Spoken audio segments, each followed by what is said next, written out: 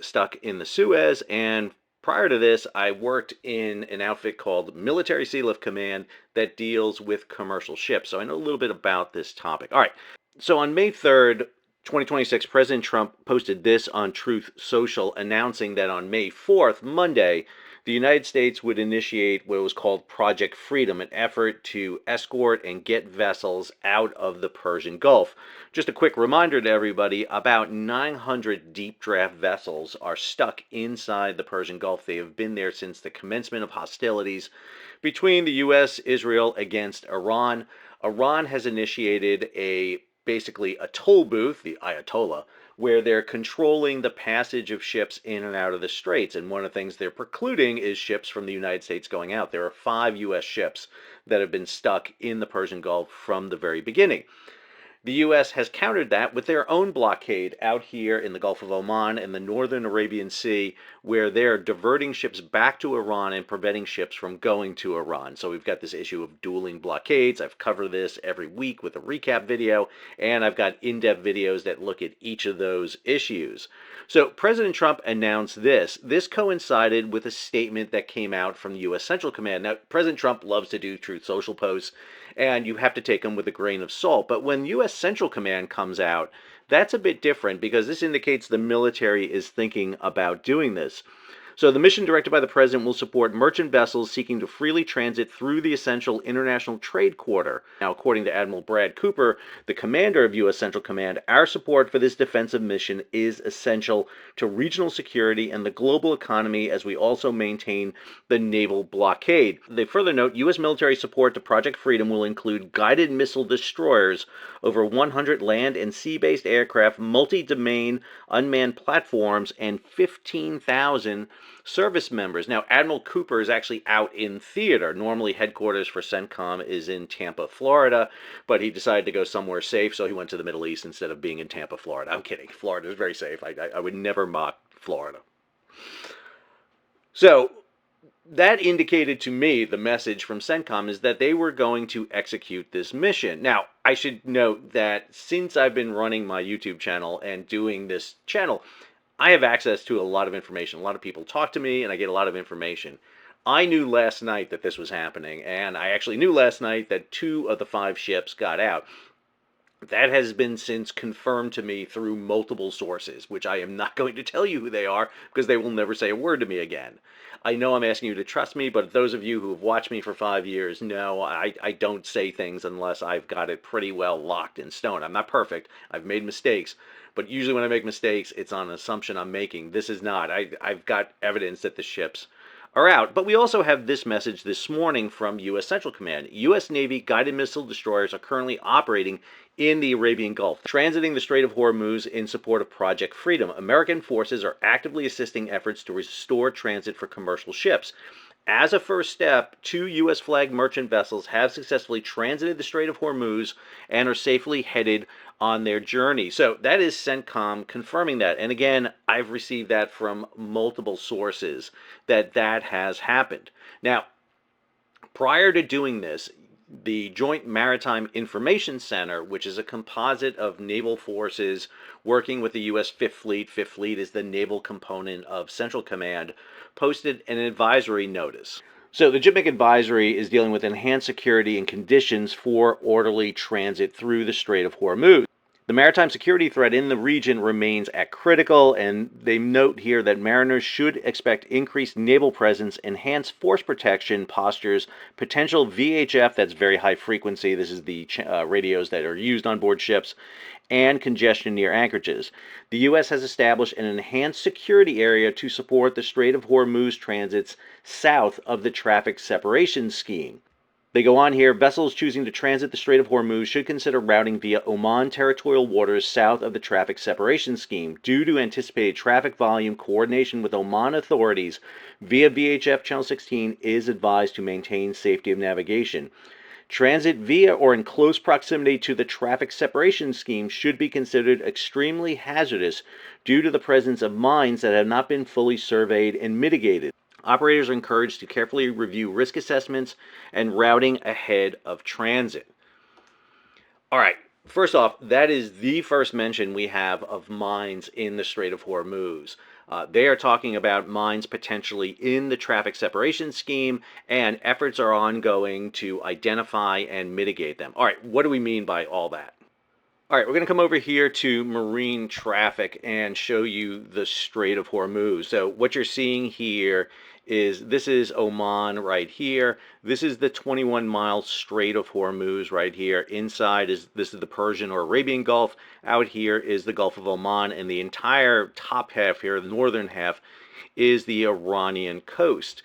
Now, we're going to use a couple of tools here, and I'm going to show you a few things. So this is the recognized traffic separation scheme here. These are the lanes that ships will come in. Inbound, they'll take the upper lane, the northern lane here, and the idea is to keep ships separated. What we believe is the Iranians may have mined this area right here. I'm going to show you something else here. I'm going to throw in here now territorial waters. So this is Iranian territorial waters. This is Omani territorial waters. And so what Iran has been basically doing is rerouting ships into their territorial waters. So this is the overlay they've been using. They have declared the area of the traffic separation scheme to be dangerous, and so they have zoned it off and instead have created new lanes that take them within Iranian territorial waters. The northern lane there is the inbound lane. It goes between Larak and Kishim Island. The outbound lane is south of Larak Island.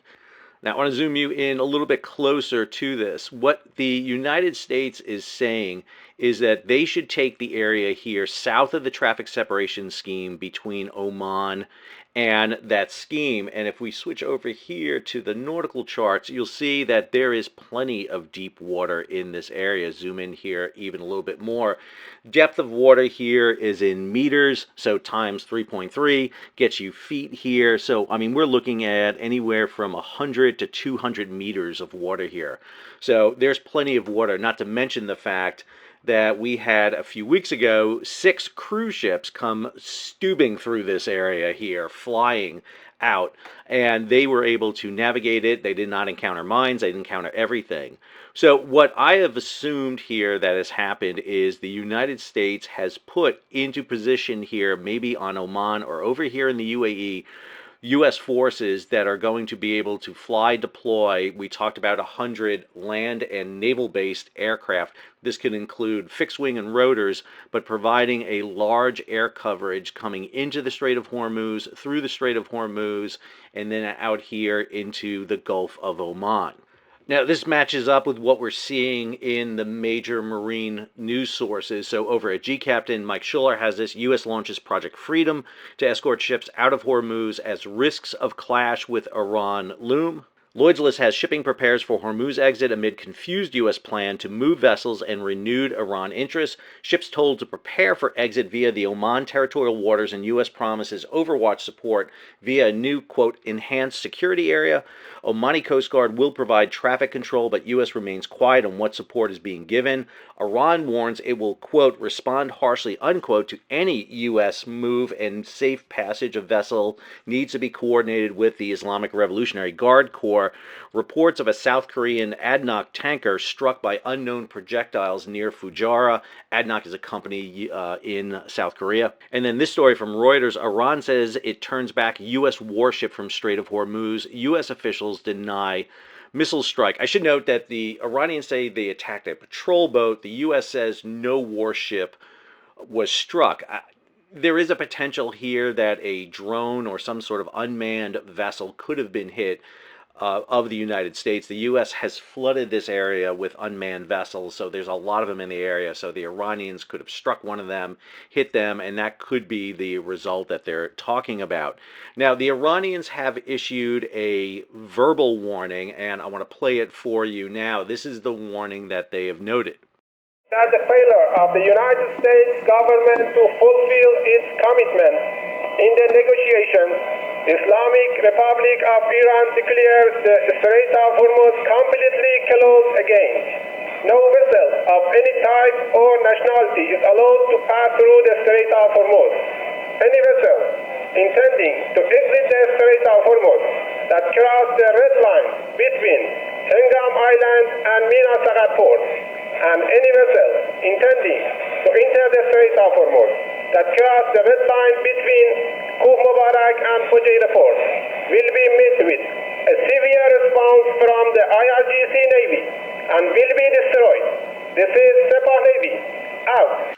So the Iranians are threatening attacks against any ships coming out, as you just heard. The question is, what kind of threats can they bring? Well, the U.S. campaign, along with the Israeli campaign against Iran, has degraded the Iranian military, their air force, their shore-based missiles, and their navy. But they still have weaponry. We just saw this with the seizure of 2 Mediterranean shipping company vessels by the IRGC. The IRGC, the Islamic Revolutionary Guard, uses small boats with machine guns and rocket fire. That is enough to deter commercial ships.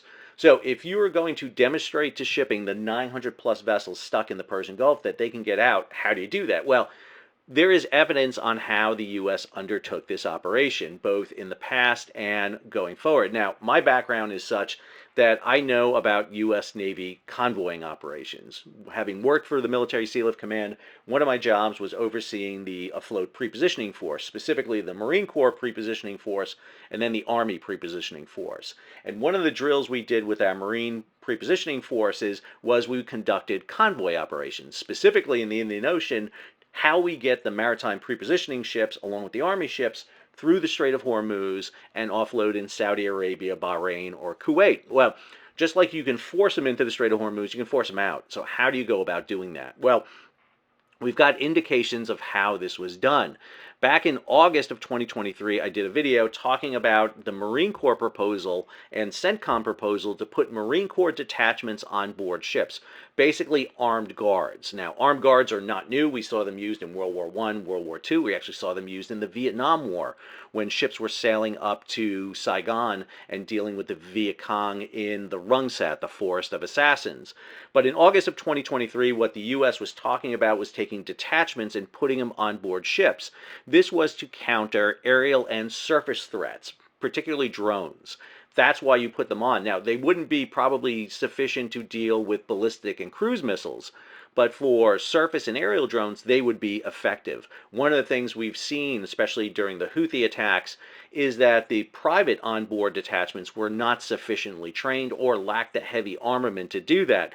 Marines would bring those, and if you put Marine detachments from a Marine Expeditionary Unit on ships, that will provide you close-in defense that you need against unmanned surface and aerial weapons.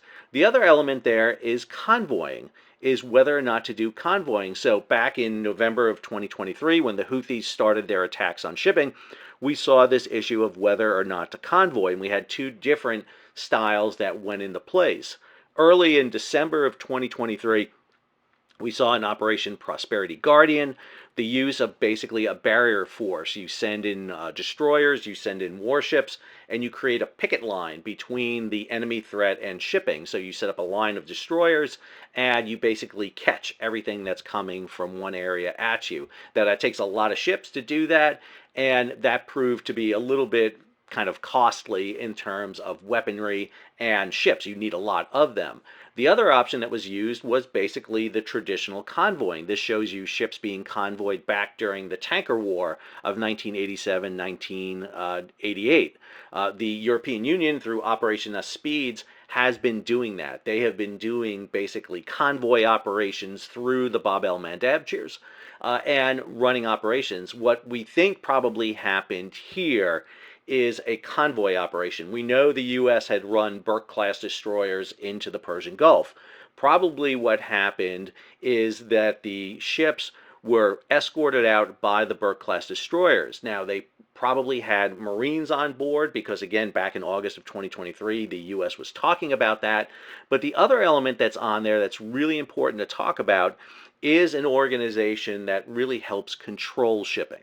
So I want to talk about the Military Sealift Command here. Now, this is an organization I've talked about a lot. My doctoral dissertation was actually on military sealift in the 20th century. The Military Sealift Command is commanded by Rear Admiral Benjamin Nicholson. Got a chance to meet him just recently. Now, there are 3 organizations that I think played a central role out of Military Sealift Command in this operation. One is the Local Area Command, MSC Central, or Central Command, based in Bahrain. MSC Central oversees commercial shipping in and around the Persian Gulf. They oversee logistics for U.S. Central Command, especially for the U.S. Fifth Fleet, so I think they had a role in there. The other organization would be Maritime Prepositioning Squadron 2. Now, Maritime Prepositioning Squadron 2 is based down at Diego Garcia, headquartered on board the USNS Pillau, which is a large medium-speed roll-on, roll-off vessel. MPS Ron 2 is much smaller than it ever has been in the past. It's basically one ship. Back in the day, it was a massive squadron of up to 7, 8 ships. You had an Army squadron down there. You used to have, I mean, Diego Garcia used to be packed with shipping. It's not anymore. Although it's being used right now to sustain the U.S. naval forces that are in the region. Check out this video right here. But Maritime Prepositioning Squadron 2 would provide the oversight for any squadron operation because they practice this. The other group at play here are Navy reservists called back to active duty, specifically Strategic Sealift officers. Now, the Strategic Sealift officer force is composed of Naval Reserve officers who are brought up through individual ready reserve or select reserves, and they are deployed and attached to units. Now, SSOs are really unique. What Strategic Sealift officers do is they bring the experience of having been merchant mariners. They are all licensed merchant mariners. They have their credentials, their merchant marine credentials, but they're also Navy commissioned. So a lot of these came out of the U.S. Merchant Marine Academy or from the state maritime academies.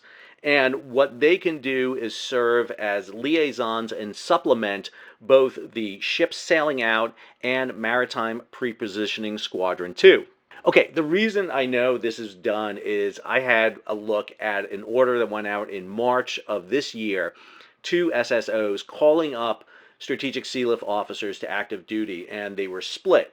Half of them were going to Maritime Prepositioning Squadron 2 to supplement the convoy staff. The others were being brought on board to U.S. Central Command as tactical advisors. TACADs serve as liaisons between the ship's master, their captain, and the naval commands. On board, they provide expertise, they guide the mission planning, tactical execution, and the integration with U.S. forces. Their role is critical in contested maritime environments. They provide essential command and control, and this is the key thing why I think that U.S. ships were done first is they probably put TACADs on board the ships. TACADs aren't just there to be liaisons, but they bring flyaway kits with secure communication. One of the biggest problems is communication. How do you communicate between naval vessels and commercial ships? You don't want to do it on open VHF channels where everybody can hear it. You don't even want to do it on satellite navigation because that could be jammed and tapped. Instead, what you want is secure radio communication, and that's what they bring to bear. And I think one of the reasons why this has waited so long for it to happen is to get all those pieces in place. To bring the convoy commodore on board from Maritime Prepositioning Squadron 2, probably oversaw the convoy operations, along with naval forces sufficient in the area to go through a demining operation to ensure that there's clear passage south of the traffic separation scheme to Oman, and then to go in and bring out some of the commercial vessels, particularly the U.S. ships that want to get out, pull 2 of the 5 ships out. One of the ships was in dry dock, not sure that ship is even crewed and manned at this point, and not clear that they wanted to bring all the ships out at the same time, but definitely bring 2 ships out, demonstrate that you can do that. I think this is what this operation is meant to do. One of the big issues has been to prove to commercial shipping in the Persian Gulf that you can get ships in and out of the Persian Gulf safely, and this appears to be that demonstration. The U.S. has brought the resources to bear necessary to do that. They have aircraft, they've got warships, they've got demining going on, they have additional personnel, they've brought reservists on board with expertise in commercial shipping. The other group at play here is called NCAGs, the Naval Cooperation and Guidance for Shipping. That group will serve on the staffs of the U.S. fleet and tactical commanders on the ground. NCAGs go into those entities. They serve as liaisons. Fifth Fleet has had NCAGs operating with them throughout their operations. They supplemented during the Red Sea operation when the Houthis were attacking, and NCAGs have been there ever since. Really a vital component to any naval combatant command is the Navy Cooperation and Guidance for Shipping Organization. I think all of these entities, MSC Central, the Maritime Prepositioning Squadron 2, the Strategic Sealift Officer Force with supplements to MPS Ron 2, and the TACADs, along with NCAGs, flags are all pieces that are necessary to get commercial ships out of the Persian Gulf, and I think that's what we're seeing right now. As we get more information, specifics about the ships that came out, I know what ships they are, I just don't want to say what ships they are. I've been asked not to. But once we are able to release that, I will be sure to release that. I'll put it on YouTube and also put it on my social media once it's clear. I hope you got something out of this video. If you did, hey, take a moment, subscribe to the channel and hit the bell so you'll be alerted about new videos as they come out. Leave a comment, share it across social media, and if you can, support the page. How do you do that? You can hit the super thanks button down below. You can give it a big thumbs up. You can share it across social media, or you can go to Patreon and become a monthly, yearly subscriber. Until the next video, Sal, sign off.